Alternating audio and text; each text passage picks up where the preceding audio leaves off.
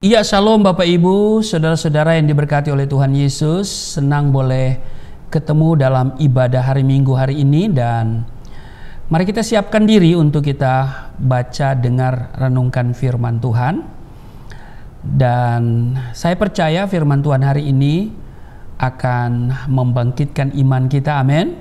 Dan kita akan menemukan semangat yang baru dan berkat tentunya ya. Mari kita berdoa. Segala hormat kemuliaan hanya bagimu Bapa, di dalam nama Tuhan Yesus. Dikuduskanlah namamu. Datanglah kerajaanmu, jadilah kehendakmu di bumi seperti di surga. Kami datang beribadah, sudah memuji menyembah Engkau dalam roh dan kebenaran. Kami rindu untuk dibekali, mendengar, membaca, merenungkan firman-Mu. Sebab firman-Mu bermanfaat untuk mengajar, menyatakan kesalahan, memperbaiki kelakuan, mendidik kami kepada kebenaran. Urapi kami, buka hati pikiran kami. Segala hal yang merampas perhatian kami patahkan dalam nama Yesus. Dan juga hamba-Mu yang tidak ada apa-apanya Engkau urapi secara khusus. Setiap kata kalimat yang keluar dari mulut hamba-Mu adalah kata kalimat penuh kuasa, penuh urapan. Setiap yang mendengar diberkati, berakar, bertumbuh, berbuah di dalam Engkau. Kami diamkan seluruh suara hati kami kecuali suara Tuhan kami mau dengar. Di dalam nama Tuhan Yesus kami siap dibentuk, diberkati. Setiap kita yang siap dibentuk, diberkati, berkata amin. Bapak Ibu, kita akan baca satu ayat saja di 1 Tawarik 16 ayat 34. Bersyukurlah kepada Tuhan sebab Ia baik, bahwasanya untuk selama-lamanya kasih setianya. Bapak Ibu, saudara-saudara yang diberkati oleh Tuhan Yesus, saat ini kita dihadapkan kepada situasi dunia yang penuh dengan guncangan. Perang Rusia dan Ukraina belum selesai. Ya kan? Krisis dampak global akibat pandemi, dan muncul lagi hari ini yaitu perang Israel dan Hamas, bukan dengan Palestina. Salah kalau dibilang dengan Palestina ya. Nah Bapak Ibu, jadi semakin hari kita lihat hari-hari ini ya sedang berada di hari-hari penggenapan yang tertulis di dalam Matius pasalnya yang ke-24 ya. Matius pasal 24 kalau kita baca di sana ya. Ini topiknya adalah khotbah tentang akhir zaman. Ya. Tetapi meskipun demikian, Tuhan mengingatkan kita bahwa Dia adalah Allah yang setia. Amin. Bersyukurlah kepada Tuhan sebab Ia baik, bahwasanya untuk selama-lamanya kasih setianya. Kesetiaan Allah tidak dipengaruhi oleh situasi dan kondisi yang terjadi di luar sana ya. Situasi dan kondisi hari-hari ini yang kita lewati atau hanya bersifat musiman. Kasih setia Allah tidak pernah berubah dahulu, sekarang, dan selama-lamanya. Amin. Karena setia adalah karakter Allah. Jadi engkau yang setia terhadap pasanganmu, ya, itu karakter Allah. Jika engkau tidak setia pada pasanganmu, itu bukan karakter Allah, itu karakter iblis. Suami-suami yang suka selingkuh, ya bukan cuma suami, istri-istri juga suka selingkuh. Ya, jadi setia adalah karakter Allah. Dia tidak dapat menyangkal dirinya sendiri dengan berlaku tidak setia. Kasih setia diterjemahkan dari kata hesed, ya, hesed bahasa Ibrani, adalah gagasan Allah yang menyatakan kasih yang setia dalam tindakan. Suatu kasih yang kuat dan kokoh dalam hubungan dengan perjanjiannya. Kasih setia Tuhan menunjukkan kelembutan, kebaikan, dan kemurahan yang gigih. Ya, sikap gigih yang terus-menerus dan berkelanjutan untuk mencapai tujuan tertentu. Persisten, ya, istilahnya persisten, ya, atau orang bilang konsisten, ya. Jadi kasih setia Tuhan menunjukkan kelembutan, kebaikan, dan kemurahan yang gigih serta tak bersyarat. Dari sejarah dan pengalaman hidup, kita bisa melihat bahwa Tuhan itu setia. Dari perjalanan hidup bangsa Israel, walaupun mereka mengalami kegagalan untuk setia kepada Tuhan, tapi Tuhan tetap menunjukkan kesetiaan. Berapa kali mereka berontak, mereka kemudian menyembah berhala, tapi Allah tetap setia, menunjukkan kasih setia kepada mereka, dan janji Tuhan itu tetap bahwa bangsa itu bangsa pilihan sampai hari ini. Bukan hanya setia memelihara dan melindungi bangsa Israel, tapi juga menggenapi janji-janjinya. Allah yang tidak terbatas itu mau membuat dirinya jadi seolah-olah terbatas demi menunjukkan kasih setia dan menggenapi perkataannya. Jika kita semakin dalam mengerti tentang kasih setia Tuhan, maka kita menjadi percaya dan kemudian mengandalkan Tuhan secara total, sungguh-sungguh, sepenuhnya dalam damai sejahtera. Manusia cenderung berlaku tidak setia, tetapi Tuhan tetap menunjukkan kesetiaannya tanpa syarat. Di mata Tuhan, kesetiaan manusia mudah hilang seperti kabut pagi yang kelihatan, ya kan? Tetapi kemudian hilang. Kesetiaan manusia mudah hilang seperti kabut pagi dan seperti embun yang hilang pagi-pagi benar. Kita lihat Hosea pasal 6 ayat 4. Apakah yang akan kulakukan kepadamu, hai Efraim? Apakah yang akan kulakukan kepadamu, hai Yehuda? Kasih setiamu seperti kabut pagi dan seperti embun yang hilang pagi-pagi benar. Bapak, Ibu, saudara-saudara yang diberkati oleh Tuhan Yesus, mungkin banyak orang menyebut dirinya baik hati. Tetapi Alkitab katakan, Amsal 21 ayat 2, orang setia tidak banyak ditemukan.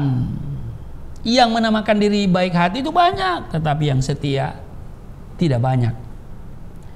Memang untuk belajar menjadi orang yang setia, kita akan diuji melalui bermacam-macam perkara. Saya sudah diuji kesetiaan saya kepada Tuhan melalui penjara, dipukul babak belur, ya, waktu saya diproses secara hukum. Dan karena itu saya bersyukur, berakhir 4 tahun 6 bulan di penjara, ya, ditendang dengan laras oleh para sipir, ditinju, ya, di bagian kepala, pelipis dari depan dan belakang. Paling tidak saya bersyukur pada diri saya, membuktikan kepada diri saya bahwa saya setia. Saudara yang berbicara tentang kesetiaan, kalau belum mengalami proses, belum terbukti, iya kan? Nah, jadi kebanyakan orang di zaman akhir ini sudah menurunkan nilai-nilai dalam sebuah hubungan. Mereka lebih suka berinteraksi berinteraksi dengan barang, teknologi, ya kan, gadget, hobi, sosial media, dan lain sebagainya, daripada membangun hubungan dengan Tuhan dan dengan sesama.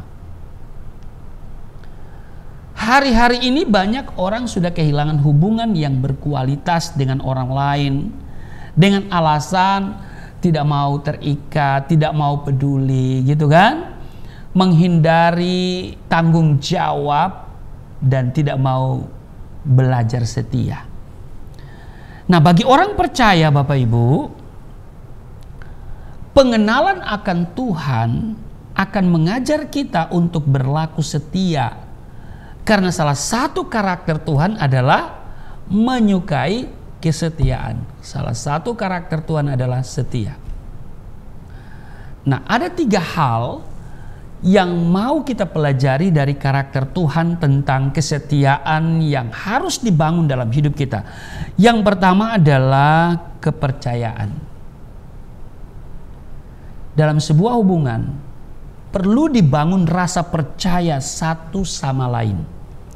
Jika tidak, maka hubungan dalam keluarga, dalam pertemanan, atau kerjasama dalam tim akan terganggu, tidak sehat, serta tidak menjadi berkat.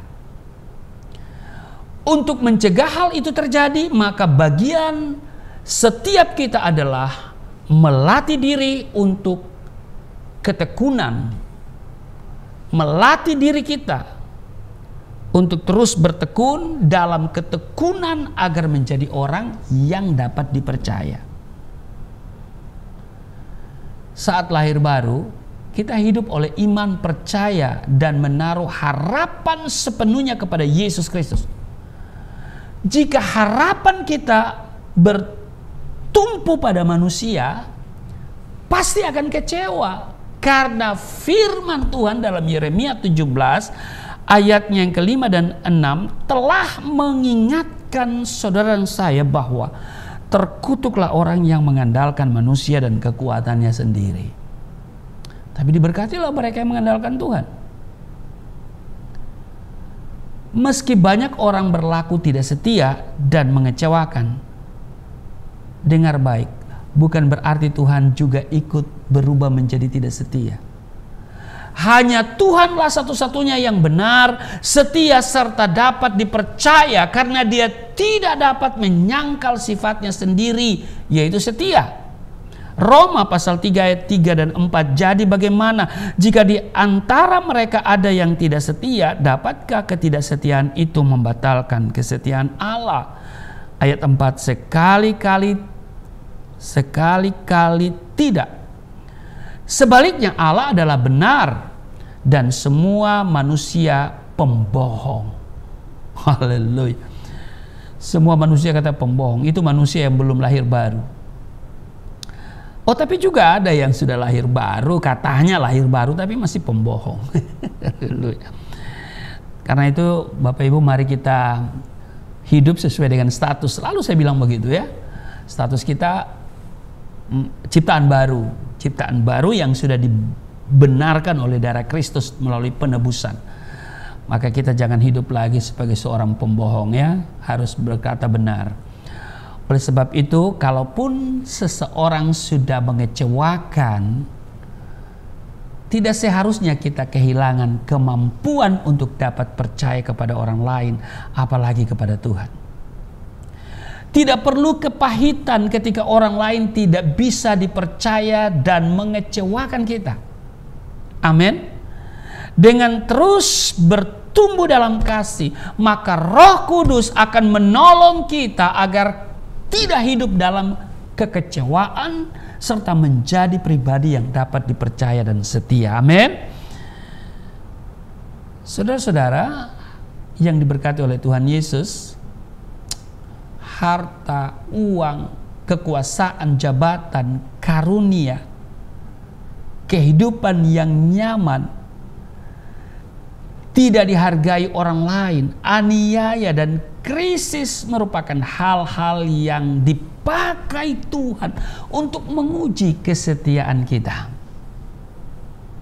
Ya. Uang, harta, kekuasaan, jabatan, karunia, kehidupan nyaman. Kadang-kadang kita tidak dihargai orang. Aniaya saya pernah alami.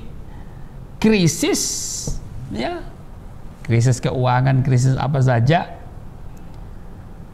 Kadang-kadang, bukan kadang-kadang ya, sering ya, banyak kali hal itu dipakai Tuhan untuk menguji kesetiaan kita. Saya diizinkan Tuhan dipukul, ditendang, dimasukkan ke sel hanya gara-gara menyampaikan firman Tuhan. Saya dituduh penodaan agama, dituntut 4 tahun, putus 4 tahun 6 bulan, mengalami penderitaan. Tuhan izinkan semuanya itu untuk apa?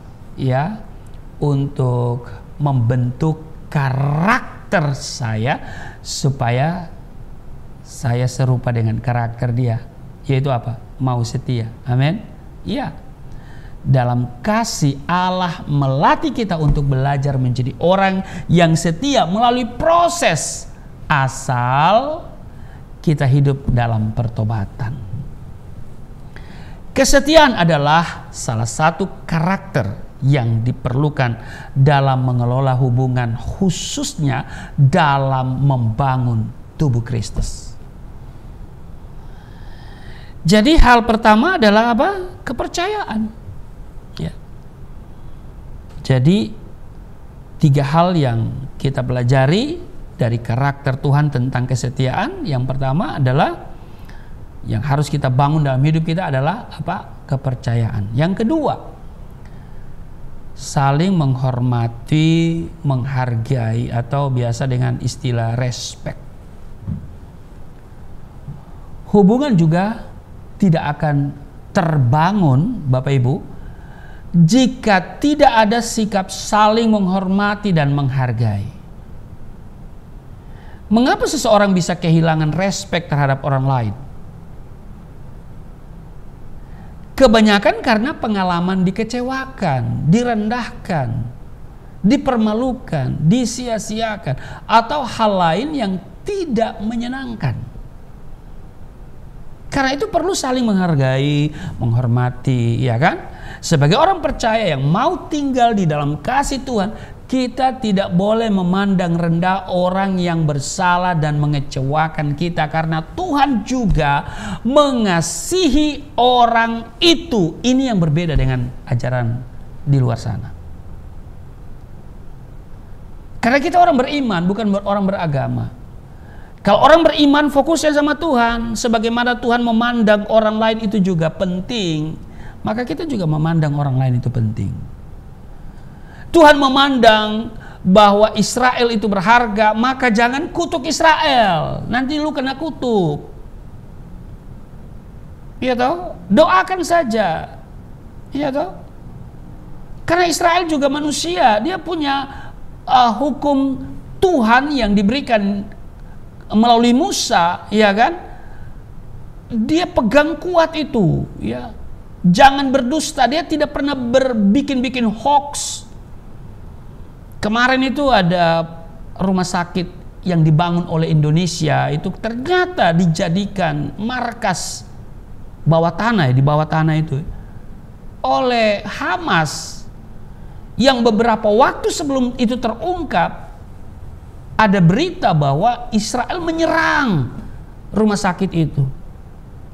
Padahal ini propaganda yang dibuat oleh Hamas, ya, yang berita-beritanya hoax juga, dan banyak juga penganut-penganut hoax, pecinta-pecinta hoax di negeri ini, ya, yang kemudian termakan oleh berita hoax itu, dan kemudian sikapnya penuh kebencian terhadap Israel. Saya tidak membela siapa-siapa, tapi sebagai orang beriman yang punya Tuhan, ya kan? Kalau engkau menyembah Tuhan yang disembah oleh Abraham, Ishak, Yakub, ya, lihat sejarah bangsa Israel. Kita doakan, kita tidak membenci, karena kita memang Tuhan Yesus ajarkan jangan benci. Musuh aja kita kasihi. Apalagi Israel. Israel tidak merugikan kita, tidak merugikan saya. Malah saya sudah 12 kali ke sana, saya banyak teman-teman orang Israel. Kalau kamu boikot produk Israel, kembali ke zaman batu loh. Iya kan? Internet, kalau dia udah tarik internet ya, Google, ya, Facebook, IG, apalagi YouTube. Sudah kayak zaman batu kita, ya kan? Jadi marilah, ya, kita saling menghormati, menghargai. Tapi kan Israel menyerang Palestina, bukan Palestina, Hamas yang duluan memulai. Israel nggak mau perang, dia mau berdamai, tapi Hamas yang memulai. Ya sekarang dia sikatlah, dia cari sampai ke lubang-lubang tikus persembunyiannya, ya kan? Sebagai orang percaya yang mau tinggal di dalam kasih, kita tidak boleh memandang rendah orang yang bersalah dan mengecewakan kita. Ini ajaran iman Kristen itu the best, karena Tuhan juga mengasihi orang itu. Kalau kita baca Injil tidak ada kebencian. Jangan balas kejahatan dengan kejahatan, kalahkan kejahatan dengan kebaikan. Makanya baca Injil. Jangan Anda bilang Injil palsu. Baca dong, baca Injil. Kalau engkau baca Injil, saya yakin hidupmu berubah. Tidak ada kebencian, doamu akan berubah. Tapi doa-doa hari ini, lihat itu doa-doa kepada Israel, binasakan Israel. Siapa lu yang bisa binasakan Israel? Lalu lu meminta kepada Tuhanmu untuk binasakan Israel. Allah Israel, Allah yang benar, Allah yang berpihak kepada Israel. Jangan-jangan Allahmu berhala lagi.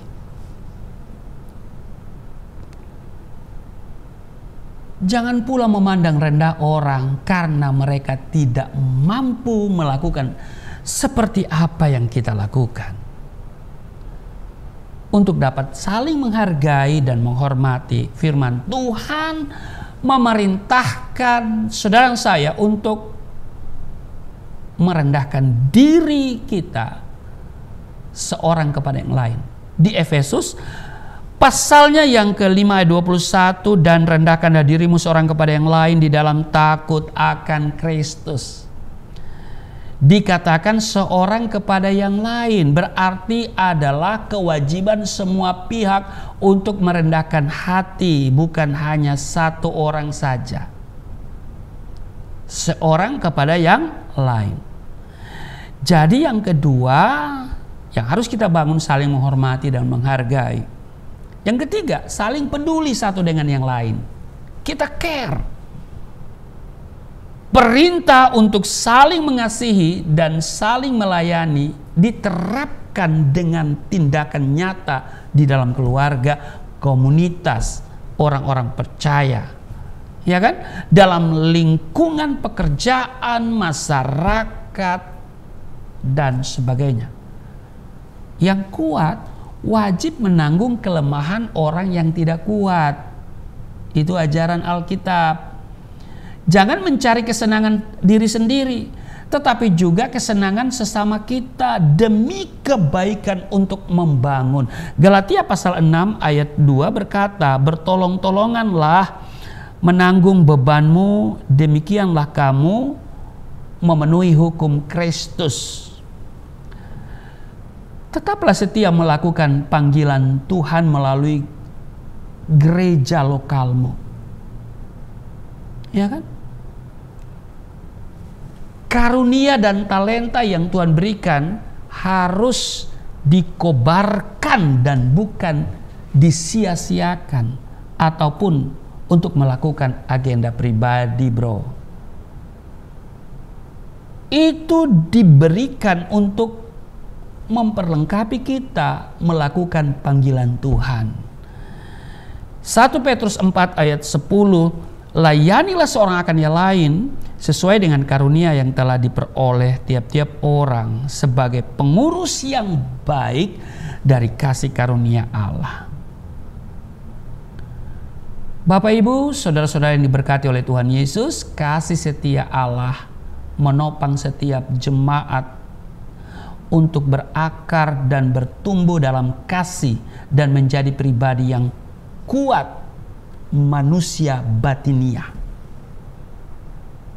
Bagi kita yang memilih untuk mengasihi Tuhan, maka ia akan memegang perjanjian dan kasih setianya sampai kepada anak cucu kita. Lihat di Ulangan 7 ayat 9. Sebab itu haruslah kau ketahui bahwa Tuhan Allahmu dialah Allah yang setia, yang memegang perjanjian dan kasih setianya terhadap orang yang kasih kepadanya dan berpegang pada perintahnya sampai kepada beribu-ribu keturunan. Jadi kasih setia Allah yang kita alami akan memampukan kita menjadi orang yang dapat dipercaya, saling menghormati, saling menghargai, dan saling peduli satu dengan yang lain guna membangun keluarga dan gereja yang kuat untuk menghubungkan satu dengan yang lain demi kesatuan tubuh Kristus. Pesan Tuhan ini menjadi kekuatan bagi kita untuk tidak perlu takut karena melihat situasi yang semakin suram akhir-akhir ini. Kesetiaan Tuhan menopang kita untuk cakap menanggung segala perkara. Amin. Orang yang percaya kepada Kristus memiliki iman yang mengalahkan dunia. Amin. Jiwa kita akan tetap kuat di tengah guncangan dan krisis global karena pengharapan kita hanya di dalam Tuhan Yesus Kristus.